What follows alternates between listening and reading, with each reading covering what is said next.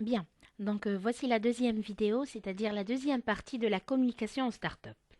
Bon, après avoir défini ce qu'était une start-up et après avoir vu l'importance de la communication, notamment dans les start-up, on doit s'intéresser maintenant aux différents... Bon, on avait déjà vu également les différents moyens de communiquer pour promouvoir et faire connaître sa start-up et ses produits. Maintenant, le point le plus important, quelles sont les erreurs à ne pas commettre? D'accord? Déjà, alors, les erreurs à ne pas commettre, la stratégie de communication est un passage inévitable dans la création d'une start-up. Donc, on doit, dès le départ, effectuer une stratégie. On ne peut pas avancer à l'aveuglette. D'accord? Donc, on doit créer une bonne stratégie.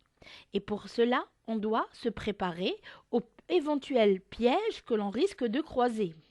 Donc, il est primordial d'inclure dans votre business plan, vous verrez par la suite quand vous ferez des formations pour la création des startups, que on effectuera un business plan et dans lequel on mettra tous les détails, notamment le côté, ce que je vous ai dit, l'un des problèmes les plus importants, c'est le côté financier. D'accord, financier, pardon, et donc le budget qui sera alloué pour la communication parmi toutes les dépenses financières que vous aurez à faire. D'accord?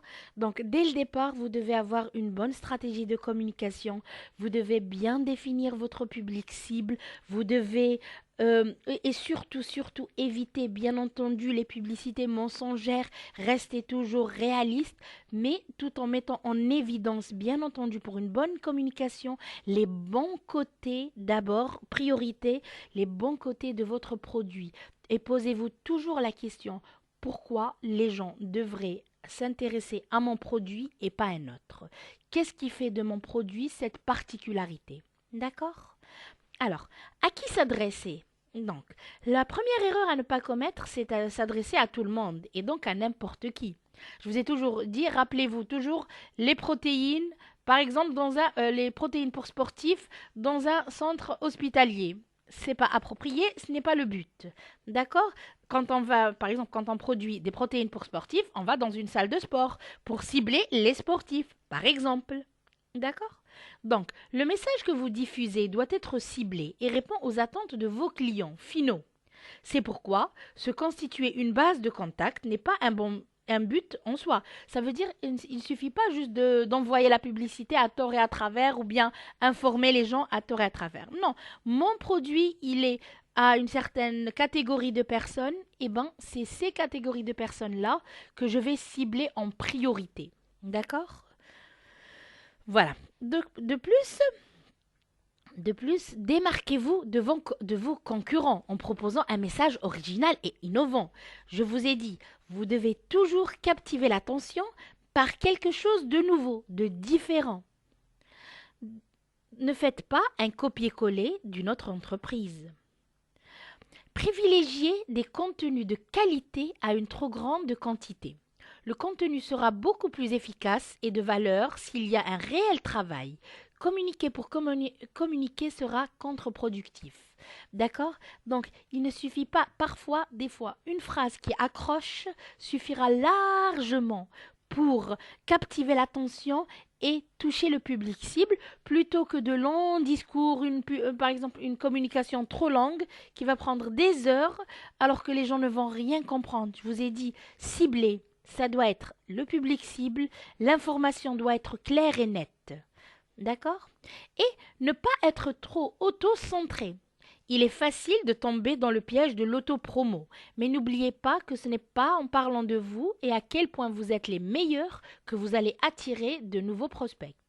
Au contraire, parlez-leur d'eux et de leurs problématiques et enfin, quelles sont les solutions pour y répondre. Ne cherchez pas à pousser vos produits trop vite, mais plutôt à les intégrer dans des solutions plus larges à des problématiques que rencontrent vos utilisateurs. Par exemple, on avait déjà vu ça déjà quand on a parlé des thèmes d'exposé qu'on avait vus.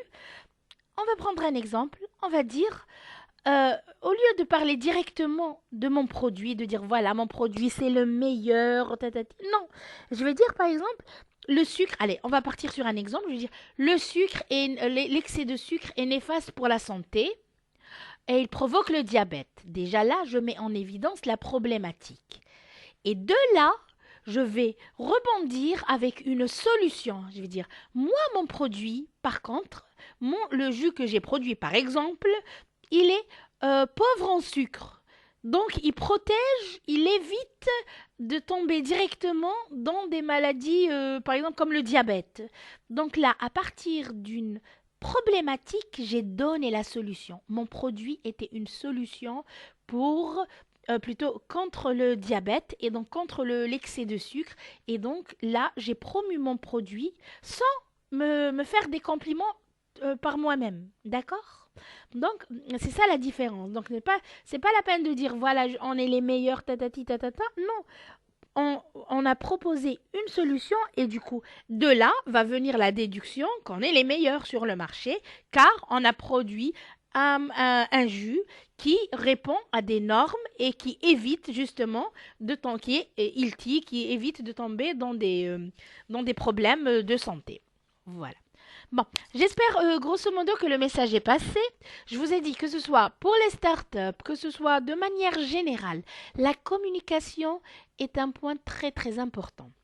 Si vous savez communiquer, si vous apprenez à gérer la communication, normalement, votre startup, bien entendu, la qualité de la startup, le produit que vous fabriquez et tout, doivent être à la hauteur, tout à fait. Non, pas de publicité mensongère. Mais vous devez savoir vendre ça, mettre ça en évidence. Voilà.